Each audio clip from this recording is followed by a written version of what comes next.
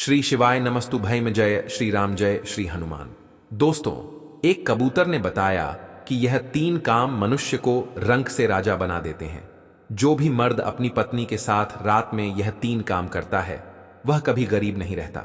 दोस्तों, प्राचीन समय में एक जंगल में कबूतर और कबूतरी बैठे हुए थे। सर्दियों की रात थी, कड़ाके की ठंड पड़ रही थी।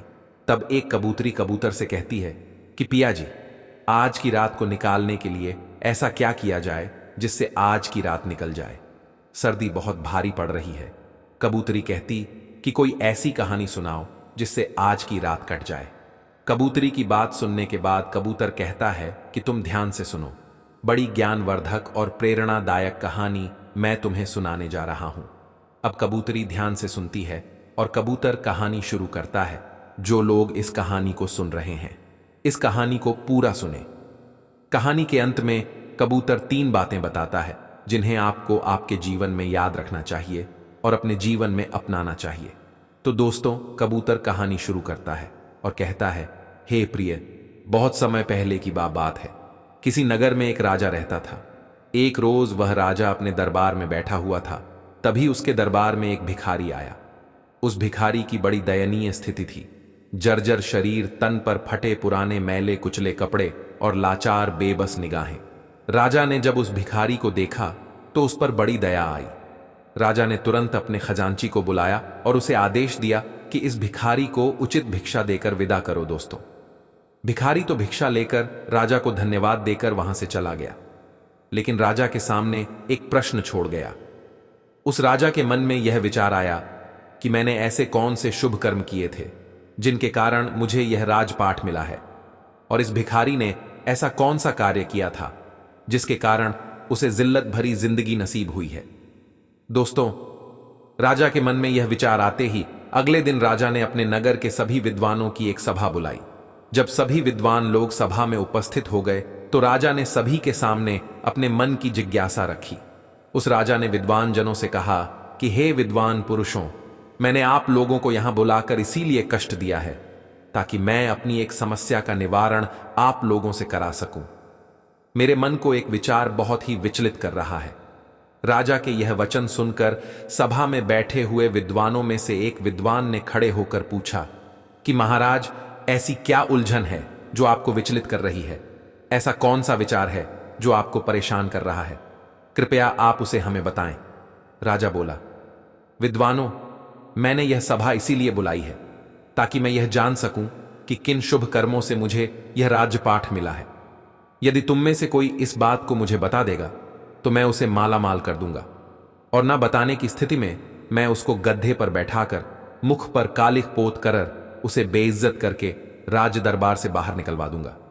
दोस्तों, राजा की इन बातों को सुनकर सभा में बैठे सभी विद्वान सदमे में आ गए। वे सोचने लगे कि राजा को यह बात बताने से बेहतर तो यही है कि हम लोग खामोश रहे या फिर उससे कुछ दिन की मोहलत मांगकर चुपचाप यहां से खिसक लें। कहीं राजा को हमने बताया और राजा हमारी बातों से संतुष्ट नहीं हुआ तो मुफ्त में ही हमारी बहुत बड़ी बेइज्जती हो जाएगी। प्रिय दर्शकों, यह विचार कर सभी विद्वानों ने आपस में सलाह मिलाई। सलाह मिलाकर सभी विद्वानों ने राजा से कहा कि महाराज, हम आपके इस प्रश्न का उत्तर तो दे देंगे कि किस पुण्य कर्म के कारण आपको राजपाट नसीब हुआ है, लेकिन उसके लिए आपको हमें कुछ दिन की मोहलत देनी होगी। आप हमें 6 माह की मोहलत दे दो। 6 महीने के बाद हम आपके सामने यह राज बता देंगे कि किस पुण्य कर्म के कारण आपको यह राजपाट नसीब हुआ है। राजा ने कहा, ठीक है, हम तुम्हें 6 महीने की मोहलत देते हैं, लेकिन ध्यान रहे 6 महीने के बाद तुम्हें हर हालत में मेरे प्रश्न का उत्तर देना होगा। सभी विद्वानों ने राजा को आश्वासन दिया और राजा से कहा कि महाराज, आप बिल्कुल भी चिंता ना करें, 6 महीने बाद हम आपकी जिज्ञासा का समाधान कर देंगे। दोस्तों, इस प्रकार सभी विद्वान राजा से 6 महीने की मोहलत लेकर राज दरबार से बाहर चले गए। सभी विद्वानों ने राजा से कहने को तो कह दिया, लेकिन इसका उत्तर उन्हें भी मालूम नहीं था। सभी ने बाहर आकर विचार विमर्श किया कि अब इस मुसीबत से कैसे छुटकारा पाया जाए। सभी विद्वान मौन थे, इसका हल किसी को भी मालूम नहीं था। तभी उनमें से एक विद्वान बोला, अरे भाई लोगों, अभी तो हमारे पास में पूरे 6 महीने हैं, 5 महीने आराम से गुजारो। जब समय आएगा तब देखा जाएगा, भविष्य की चिंता करके वर्तमान क्यों बर्बाद करें। सभी ने एक सुर में हाँ मिलाई और सभी विद्वान यह वायदा करके कि आज से 6 महीने बाद हम सभी लोग नगर के बाहर तालाब पर इकट्ठे होंगे और जिसे भी उत्तर पता चल जाएगा वह एक दूसरे को बता देगा। इस तरह दोस्तों सभी लोग एक दूसरे से वादा करके एक दूसरे से विदा लेकर अपने अपने घर को चले गए और अपने घर के कार्यों में व्यस्त हो गए। दिन गुजरे, महीने गुजरे और गुजरते गुजरते वह समय भी आ पहुंचा जिसके अगले दिन राजा को उसके सवाल का उत्तर देना था। वादे के अनुसार एक बार फिर से सभी विद्वान नगर के बाहर बने हुए तालाब पर इकट्ठे हुए। सभी ने एक दूसरे से पूछा। क्या किसी को उत्तर पता चला तो सभी का एक ही जवाब था कि हम तो इस प्रश्न का कोई जवाब नहीं ढूंढ पाए। जब सबको यह पता चला कि राजा के प्रश्न का उत्तर किसी के पास नहीं है तो यह जानकर सभी चिंतित हो गए और सोचने लगे कि अब क्या किया जाए। प्रिय दर्शकों, जब सभी विद्वान चिंता में डूबे हुए थे तभी ना जाने कहां से एक वृद्ध ब्राह्मण सन्यासी वहां पहुंचा। जब उसने सभी विद्वानों को चिंता में डूबा देखा तो उसने विद्वानों से पूछा, क्या बात है भाई, आप सभी लोग चिंता में कैसे बैठे हो। साधु महाराज के पूछने पर विद्वानों ने सारा घटनाक्रम उस महात्मा को बता दिया और कहा कि महात्मा जी, यदि हमने कल राजा को उसके प्रश्न का उत्तर नहीं दिया तो राजा हमारा सिर मुंडवा कर गधे पर बिठाकर राज्य से बाहर निकलवा देगा। इसी कारण से हम सभी लोग चिंता में बैठे हुए हैं। प्रिय दर्शकों, विद्वानों के मुख से यह वचन सुनकर उस वृद्ध ब्राह्मण ने कहा, हे विद्वानों, अब तुम्हें चिंता करने की कोई आवश्यकता नहीं है, क्योंकि मुझे पता है कि तुम्हारे नगर के राजा को किस पुण्य कर्म के कारण राजपाठ नसीब हुआ है। सभी विद्वानों ने कहा कि सच महात्मा जी, आपको पता है। सन्यासी बोला, बिल्कुल। सभी विद्वान उस महात्मा के आगे हाथ जोड़कर बोले, महात्मा जी, यदि ऐसी बात है तो कृपया हमें बताइए कि किस पुण्य कर्म के कारण हमारे राजा को राजपाट नसीब हुआ है। हम वादा करते हैं कि हमें जो भी उपहार उस राजा से मिलेगा उसमें से अधिक हिस्सा हम आपको दे देंगे। वृद्ध ब्राह्मण बोला, हे विद्वानों, मुझे आपसे कोई उपहार नहीं चाहिए। आप तो सिर्फ मुझे राजा के पास ले चलो, मैं स्वयं उसके प्रश्न का उत्तर दे दूंगा। मित्रों, उस ब्राह्मण की इन बातों को सुनकर सभी विद्वानों के चेहरे खिल उठे। सभी विद्वान उस वृद्ध ब्राह्मण को लेकर राजा के दरबार में जा पहुंचे। उन्होंने उस वृद्ध ब्राह्मण का राजा से परिचय कराया और कहा कि राजन, यह वृद्ध ब्राह्मण आपके प्रश्न का उत्तर दे देंगे। राजा ने कहा, कोई बात नहीं, मुझे तो मेरे प्रश्न का उत्तर चाहिए, चाहे आप दें या यह महात्मा जी दें। बताइए ब्राह्मण देवता, मुझे किस पुण्य कर्म के कारण यह राजपाठ मिला है। दोस्तों, राजा के वचन सुनकर वह ब्राह्मण देवता बोले कि महाराज, क्या आप सच में यह जानना चाहते हैं कि आपको ही यह राजपट क्यों मिला। राजा ने उत्तर दिया, हां महात्मा जी, मैं यही जानना चाहता हूं। तब ब्राह्मण देवता बोले कि महाराज, इन बेचारे विद्वानों को सताने से कोई लाभ नहीं है। आपके प्रश्न का उत्तर तो केवल एक ही व्यक्ति दे सकता है। राजा ने उत्सुकता से पूछा कि कौन बता सकता है। वृद्ध ब्राह्मण बोले कि महाराज, यहां से 100 कोस उत्तर दिशा में एक वन में एक महात्मा तपस्या कर रहे हैं। वे केवल राख खाते हैं, राख के अतिरिक्त कुछ भी नहीं ग्रहण करते और राख का ही मल त्याग करते हैं। वे महान दूरदृष्टा हैं, वही आपके प्रश्न का उत्तर दे सकते हैं। दोस्तों, यह सुनकर राजा ने वृद्ध ब्राह्मण की बात पर विश्वास किया और अपना राज्य अपने मंत्रियों को सौंपकर उस महात्मा की खोज में चल दिए जो राख खाते थे और राख का ही मल त्याग करते थे। कई दिनों के सफर के बाद राजा अंततः उस वन में पहुंचे जहां वह महात्मा तपस्या कर रहे थे। राजा ने हाथ जोड़कर महात्मा जी की एक परिक्रमा की और महात्मा जी के सामने हाथ जोड़कर खड़े हो गए। 2 घंटे बाद महात्मा की समाधि टूटी। जब उन्होंने राजा को अपने सामने हाथ जोड़े खड़ा पाया तो महात्मा ने पूछा कि भाई, तुम कौन हो? देखने में तो तुम राजा जैसे लगते हो, फिर तुम इस निर्जन वन में क्या कर रहे हो? प्रिय दर्शकों, राजा ने महात्मा को अपना परिचय दिया और वहां आने का कारण बताया। इस पर महात्मा ने कहा कि मैं अब भी तुम्हारे प्रश्न का उत्तर देने में असमर्थ हूं, लेकिन यहां से 50 कोस दूर उत्तर दिशा में एक अन्य महात्मा तपस्या कर रहे हैं। वे आग खाकर जीवित रहते हैं। तुम उनके पास चले जाओ, वे तुम्हारे प्रश्न का उत्तर अवश्य देंगे। महात्मा की इन बातों को सुनकर राजा कुछ पल के लिए निराश अवश्य हुआ, किंतु फिर नए उत्साह के साथ महात्मा द्वारा बताए गए मार्ग पर उस साधु की तलाश में आगे बढ़ चला। शीघ्र ही उसने उस साधु को खोज लिया जो अग्नि में तपस्या कर रहे थे और केवल आग खाकर जीवित रहते थे। वह साधु भी समाधि अवस्था में बैठे तपस्या कर रहे थे। कुछ देर बाद जब महात्मा की समाधि टूटी तो उन्होंने राजा को आदरपूर्वक खड़ा देखा। महात्मा ने राजा से वहां आने का कारण पूछा। राजा ने उन्हें अपनी समस्या बताई। दोस्तों, राजा की बात सुनकर साधु ने कहा, सुनो राजन, यह सत्य है कि मैं बहुत दिनों से तपस्या कर रहा हूं, किंतु अनेक रहस्य ऐसे हैं जिन्हें मैं भी नहीं जानता। तुम्हारा प्रश्न भी कुछ ऐसा ही है, मैं इसका उत्तर देने में असमर्थ हूं। दोस्तों, जब राजा साधु महाराज के इन वचनों को सुनता है तो निराश हो जाता है। राजा महात्मा जी से कहता है कि हे प्रभु, तब तो मेरा इतनी दूर आना व्यर्थ ही गया। मैं तो बड़ी आशा लेकर आपके पास आया था कि आप मेरी समस्या का अवश्य समाधान कर देंगे। जब साधु महाराज राजा को अत्यंत उदास देखते हैं तो कहते हैं कि हे राजन, निराश मत हो, मुझे तुम्हारे प्रश्न का उत्तर पता नहीं है, लेकिन मैं उस व्यक्ति को भली भांति जानता हूं जिसके पास तुम्हारे सभी सवालों के उत्तर हैं। राजा ने कहा, ठीक है महाराज, आप उनका ही पता बता दीजिए। इतनी दूर आया हूं तो मैं उनसे भी मिल लेता हूं। महात्मा जी बोले, सुनो राजन, यहां से 50 मील आगे नीलगढ़ नाम का एक शहर है। उस शहर में रामू नाम का एक प्रतिष्ठित वैश्य रहता है।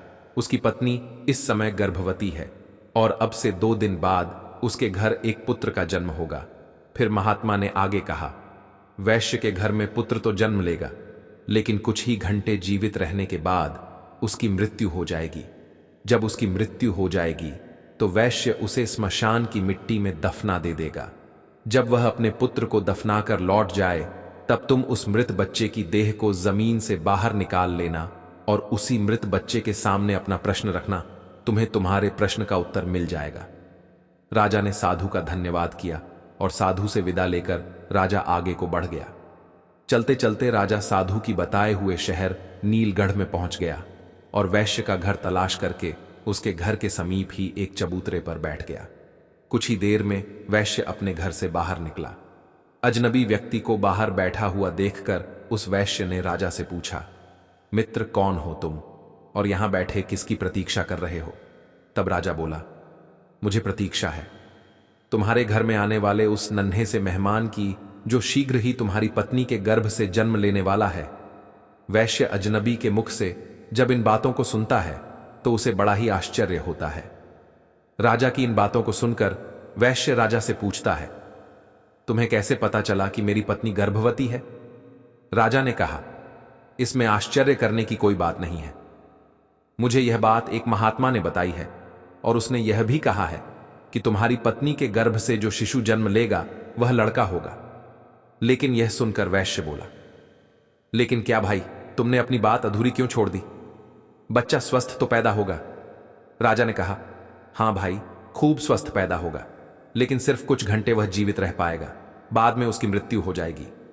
वैश्य भयभीत स्वर में बोला, अरे भाई, शुभ शुभ बोलो, इस अधेड़ आयु में तो मेरे यहां पुत्र रत्न पैदा होगा, और अगर वह पैदा होने के बाद मर गया तो यह मेरे लिए किसी सदमे से कम नहीं होगा। राजा ने कहा, भाई, जो सत्य है वह मैंने तुम्हें बता दिया। दोस्तों, जब वह वैश्य अजनबी के मुख से इन बातों को सुनता है तो अपने पुत्र को बचाने की खातिर कई वैद्य हकीम को बुला लेता है, लेकिन विधाता की लिखी को कौन मिटा सकता है? होता वही है जो मंजूर प्रभु को होता है। उस वैश्य ने अपने पुत्र को बचाने का भरसक प्रयास किया, लेकिन उसकी कोई युक्ति काम नहीं आई। महात्मा के बताए अनुसार वैश्य की पत्नी के गर्भ से एक पुत्र ने जन्म लिया। खूब खुशियां मनाई गई, लेकिन 4 घंटे बाद ही बच्चे की सांस उखड़ने लगी। सभी वैद्य हकीम ने बच्चे को बचाने के लिए खूब जतन किए, लेकिन उनका कोई प्रयास सफल नहीं हुआ और वह बच्चा 4 घंटे की आयु जीकर शांत हो गया, यानी उसकी मृत्यु हो गई। जिस घर में कुछ देर पहले तक खुशी की शहनाई बज रही थी, खुशी का माहौल था। बच्चे के प्राण त्यागने से एकदम से मातम सा छा गया। वैश्य के घर में हाहाकार मच गया। वैश्य ने छाती पर पत्थर रखकर अपना कर्तव्य पूरा किया। उसने अपने बच्चे के शव को कपड़े में लपेटा और स्मशान के लिए चल दिया। शमशान पहुंचकर वैश्य ने एक गड्ढा खोदा और उस गड्ढे में अपने कलेजे के टुकड़े को दफन कर दिया। मिट्टी डालने के बाद जब वह वैश्य नम आंखों से अपने घर को लौटने लगता है, वैसे ही ताक में बैठा हुआ राजा उस स्थान पर पहुंचता है, क्योंकि उस महात्मा ने कहा था कि जैसे ही वहां से अपने घर को लौटे तो तुम्हें वह बच्चा जमीन से बाहर निकाल लेना है। यदि तुमने थोड़ा भी विलंब किया तो फिर तुम्हारे प्रश्न का उत्तर नहीं मिल पाएगा। इसलिए राजा वैश्य के जाते ही उस स्थान पर आता है और गड्ढे की मिट्टी हटाकर बच्चे को बाहर निकाल लेता है। दोस्तों, जैसे ही वह राजा बच्चे को कपड़े से अलग करता है तो उसके आश्चर्य की सीमा नहीं रहती है। होता यह है कि वह मरा हुआ बच्चा फिर से जीवित हो जाता है और राजा से कहता है, क्या हुआ भाई, तुमने मेरी चिड़ निद्रा में क्यों विघ्न पैदा किया है?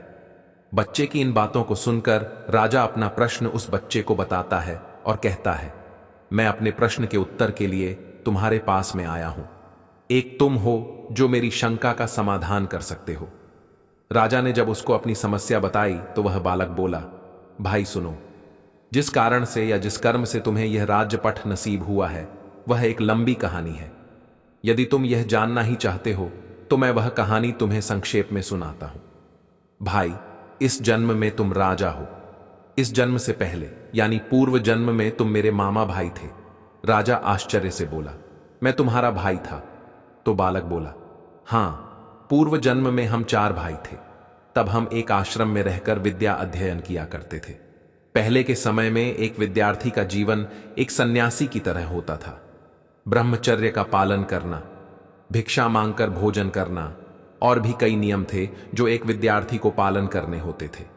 उन्हीं नियमों का पालन करते हुए हम चारों भाई एक साथ एक आश्रम में विद्या अध्ययन कर रहे थे।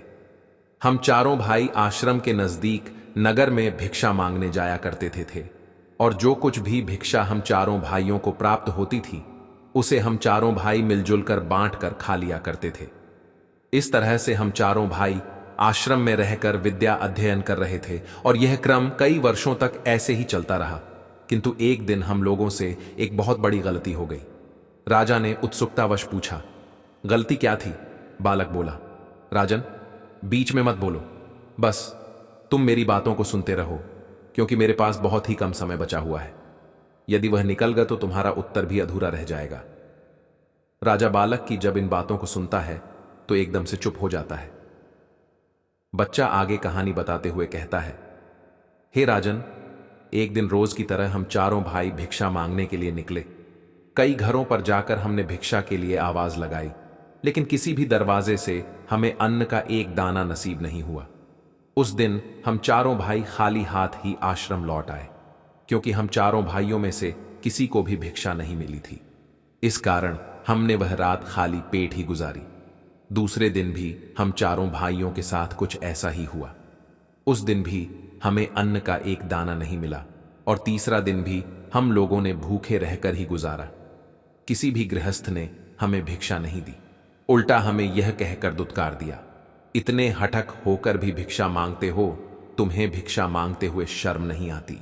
उस गृहस्थ के अपमान भरे शब्द सुनकर हम तीनों भाइयों के सिर शर्म से नीचे झुक गए। लज्जा के मारे हम तीनों भाई उस दिन से भिक्षा मांगने भी नहीं गए। लेकिन तुझे यह बात स्वीकार नहीं थी। तुमने कहा कि एक ब्रह्मचारी को लज्जा कैसी? लज्जा को त्यागने के लिए ही तो आश्रम में गुरुजी हमें भिक्षा लाने के लिए कहते हैं, ताकि आगे चलकर ब्रह्मचारी निराकार भाव से परमार्थ के कार्य कर सके। उसके मन से ऊंच नीच जात पात छोटे बड़े का भेद समाप्त हो जाए और वह सभी को एक दृष्टि से देखे। उसके लिए ना कोई छोटा हो और ना कोई बड़ा हो, सभी मानव एक समान हैं, यह भावना उसके अंदर पैदा हो जाए। इसीलिए एक साधु को भिक्षा मांगना बहुत जरूरी होता है, तभी उसके अंदर से भेदभाव की भावना समाप्त होती है। इसीलिए उस दिन तुम अकेले ही भिक्षा मांगने निकल गए। जब तुम भिक्षा मांगकर वापस लौटे तो तुम्हारी झोली में इतना आटा था जिससे 4 रोटियां तैयार हो सकती थीं। हम तीनों भाई ने मिलकर तुम्हारे द्वारा लाए हुए आटे से 4 रोटियां बनाई और चारों रोटियों को आपस में बांटकर खाने की तैयारी करने लगे, क्योंकि हम चारों भाई 3 दिनों के भूखे थे। इसीलिए हम जल्दी से जल्दी अपनी भूख मिटाना चाहते थे। जब हम चारों भाई रोटी खाने ही वाले थे, तभी एक वृद्ध ब्राह्मण भोजन की तलाश में हमारे पास में पहुंचा। जब उसने हमारे हाथ में भोजन की थाली देखी, तो उस वृद्ध ब्राह्मण ने हम चारों भाइयों से अपने अपने भोजन में से थोड़ा थोड़ा भोजन देने की प्रार्थना की, क्योंकि हम चारों भाइयों का भूख के मारे पहले ही बहुत बुरा हाल था। उस पर वह वृद्ध ब्राह्मण भोजन मांग रहा था। यह सुनकर हमारे बड़े भाई ने उस वृद्ध ब्राह्मण से कहा, अरे ब्राह्मण देवता, तुम कहां से आ टपके? हम लोग तो पहले से ही 3 दिनों से भूखे हैं। मुश्किल से आज एक रोटी नसीब हुई है, और तुम कहते हो कि उसमें से हम तुम्हें दे दें। यदि हमने तुम्हें अपनी रोटी दे दी तो हम क्या राख खाएंगे? और यह कहकर हमारे बड़े भाई ने अपनी रोटी खा ली, और वह वृद्ध ब्राह्मण देखता ही रह गया। इसके बाद उस वृद्ध ब्राह्मण ने हमारे दूसरे भाई से अपने भोजन में से उसे थोड़ा भोजन देने का आग्रह किया। हमारे दूसरे भाई ने उस वृद्ध ब्राह्मण से कहा, महाराज, यदि मैंने तुम्हें अपना भोजन दे दिया तो मैं क्या चूल्हे की आग खाऊंगा? और यह कहकर उसने भी अपनी रोटी खा ली। जब हमारे दोनों भाइयों से उसे निराशा हाथ लगी, तो वह वृद्ध ब्राह्मण मेरे पास में आया। मैंने भी अपने दोनों भाइयों की तरह उसे उल्टा सा जवाब दे दिया, हे ब्राह्मण देवता, यदि हमने अपने भोजन में से तुम्हें भोजन दे दिया तो मैं मरूंगा या जीऊंगा? और यह कहकर मैंने भी अपनी रोटी खा ली। जब हम तीनों भाइयों से उस वृद्ध ब्राह्मण को निराशा हाथ लगी, तो आखिर में वह वृद्ध ब्राह्मण तुम्हारे पास में पहुंचा, और इस उम्मीद में तुम्हारी तरफ से निहारने लगा कि शायद तुम अपने भोजन में से कुछ भोजन उसकी सेवा में अर्पित कर दो। हे राजन, जब वह ब्राह्मण तुम्हारे पास में पहुंचा, तो तुमने बिना किसी हिचकिचाहट के अपने हिस्से वाली रोटी उस वृद्ध ब्राह्मण को दे दी, साथ ही यह कहते हुए क्षमा भी मांगी, हे ब्राह्मण देवता, आज तो मेरे पास में एक ही रोटी है। आप इस एक रोटी को खाकर अपनी भूख मिटाएं। आप फिर किसी दिन हमारे यहां पर आते हैं तो जरूर मैं आपका संपूर्ण रूप से अतिथि सत्कार करूंगा। सो हे राजन, तब से हम सब भाई अपने अपने पूर्व जन्म में किए कर्मों का फल भोग रहे हैं। यह कहकर बालक ने कुछ क्षण के लिए फिर आगे बोला, हे राजन, जिस वृद्ध ब्राह्मण ने तुम्हें पहले साधु के पास जाकर उससे अपने प्रश्न का उत्तर खोजने के लिए कहा था, दरअसल मैं वही ब्राह्मण हूं जो हमारे पूर्व जन्म में भोजन मांगने के लिए हमारे पास में आया था, और वह पहला साधु जो सिर्फ राख खाता है और राख का ही मल त्याग है। उस काल का हमारा बड़ा भाई है। उसने ब्राह्मण से यह कहा था कि तुम्हें रोटी दे दूंगा तो मैं क्या राख खाऊंगा? अतः ब्राह्मण के हिसाब से ही वे राख खाकर ही जीवित हैं। पहला साधु ने तुम्हें दूसरे साधु के पास में जाने का परामर्श दिया। वह दूसरा साधु दरअसल हमारा दूसरा भाई है जो सिर्फ आग खाकर ही जीवित रहता है। उसने ब्राह्मण के रोटी मांगने पर यह कहा था कि हे ब्राह्मण देवता, यदि मैं तुझे रोटी दूंगा तो क्या मैं चूल्हे की आग खाऊंगा? सो उस ब्राह्मण का श्राप उस पर भी फलित हो रहा है। आगे वह बच्चा उस राजा से बोला, हे राजन, अब आप मेरे विषय में भी सुन लो। मैंने ब्राह्मण को रोटी ना देकर यह कहा था कि यदि मैं तुम्हें रोटी दे दूंगा तो मेरा क्या होगा? मैं जीऊंगा या मरूंगा? बस तभी से मैं जीता और मरता आ रहा हूं। मैं नित्य किसी ना किसी के यहां जन्म लेता हूं और कुछ घंटे, कुछ दिवस अथवा कुछ महीने जीवित रहकर वापस मर जाता हूं, और तब से यह घटनाक्रम नियमित रूप से चल रहा है। दोस्तों, इतना कहकर बालक ने जब राजा को उसके विषय में बताना शुरू किया, तो उसने राजा को बताया कि हे राजन, अब तुम अपने विषय में भी सुन लो। तुमने अपने हिस्से की रोटी उस ब्राह्मण को दी और स्वयं भूखे रहे। तुमने अपने आतिथ्य धर्म का पूरी तरह से पालन किया। अतः उन्हीं शुभ कर्मों के कारण इस जन्म में तुम्हें राजा बनने का अवसर मिला है, क्योंकि परमात्मा उन्हीं लोगों को राजपट देता है या अमीर बनाता है जो खुद की ना सोचकर दूसरों की परवाह करते हैं, जो दूसरों के बुरे वक्त में उनकी सहायता करते हैं, जो अपने मुंह का निवाला भी दूसरों की सेवा में समर्पित कर देते हैं। ऐसे लोगों को परमात्मा इस मंशा से अमीर बनाता है कि यह लोग अमीर होकर दूसरों के सुख दुख में उनका साथ निभाएंगे, लेकिन अधिकतर लोग अमीर होकर अपना ही सोचते हैं। वे यह भूल जाते हैं कि यह अमीरी हमें हमारे पिछले जन्म के पुण्य फलों के कारण प्राप्त हुई है, और परमात्मा ने हमें दूसरों की सहायता के लिए अमीर बनाया है। यदि हम पुण्य कर्म करेंगे लोगों की सहायता करेंगे तो इस जन्म में तो हमें परमात्मा ने अमीर बनाया है, अगला जन्म भी हमारा अमीरी में ही बीतेगा। इसीलिए राजन, तुम्हारे लिए अच्छा यही होगा कि तुम अपनी प्रजा, गरीब, असहाय लोगों और जरूरतमंद लोगों की भरपूर मदद करो, परोपकार के कार्य करो, ताकि तुम्हारा आगामी जीवन भी सुखमय बन सके। दोस्तों, इतना कहकर बालक एकदम से चुप हो गया। उसकी आंखें बंद हो गईं, उसकी गर्दन एक ओर उड़क गई। राजा समझ गया कि यह बच्चा सिर्फ इतनी देर के लिए ही जीवित था। अतः राजा ने बड़ी सावधानी के साथ उस बालक को कपड़े में लपेटा और बड़े ही सम्मान के साथ उस बच्चे को जमीन में दबा दिया। और जमीन में दबा देने के बाद राजा अपने नगर को लौट गया, क्योंकि अब राजा को भी यह पता चल चुका था कि उसे इस कारण से यह राज्य पट नसीब हुआ है। तो दोस्तों, आशा है इस कहानी से आपको भी पता चल गया होगा कि किसके कारण मनुष्य राजा बन जाता है और किस कर्म के कारण मनुष्य को जिल्लत भरा जीवन भुगतना पड़ता है। यदि आप भी अपना कल अच्छा चाहते हैं तो कृपया गरीब, असहाय लोगों की मदद करें, जरूरतमंद लोगों की सहायता करें, माता पिता का आदर करें और ईश्वर का भजन करें, क्योंकि हमारा कल का किया हुआ कर्म ही भविष्य में हमारा भाग्य बन जाता है। जो अच्छा कर्म करते हैं वह सुख पाते हैं और जो बुरा कर्म करते हैं वह दुख पाते हैं। तो दोस्तों, हम उम्मीद करते हैं कि आपको हमारी आज की यह कहानी जरूर पसंद आई होगी और आप इससे ढेर सारी प्रेरणा लेंगे। तो दोस्तों, वीडियो को लाइक करें और हमारे चैनल को सब्सक्राइब करके बेल आइकॉन को भी क्लिक कर लें। साथ ही